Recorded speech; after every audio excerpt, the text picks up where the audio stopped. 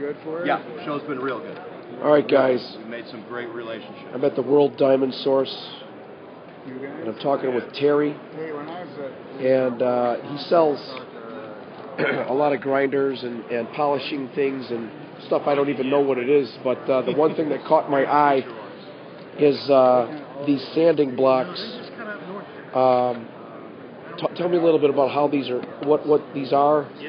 They're for basically getting into corners where you can't get a regular grinding tool. You're going to be able to do sink, molded edges, sink edges, basin edges. What I'm considering using these for is, this is a 60 grit, 100, and a 200. And these types of grits are pretty much what we use when we do some of our edge conditioning on our stones. Yes.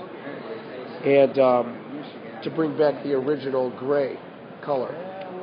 So that's actually of interest to me. What do these normally run? These would be the three that my students would probably be interested in. If you're picking them up in quantities of 12, they would probably only need one. They're buying them onesie, twosie. They're going to be $22 to $24. Okay, on the grid. 22. Let's say $25.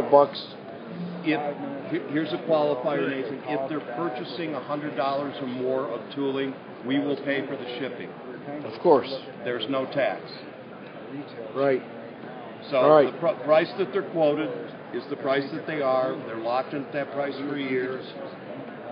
The thing is my students probably wouldn't buy a lot of these. Sure. But the alternative is the foam ones from Home Depot. That basically, as soon as you use them, they shred up. These will stay. If you ask guys from Absolute Concrete, other trainers here, they'll tell you 1 year. They use them. And that's heavy use. That's heavy use. We're just using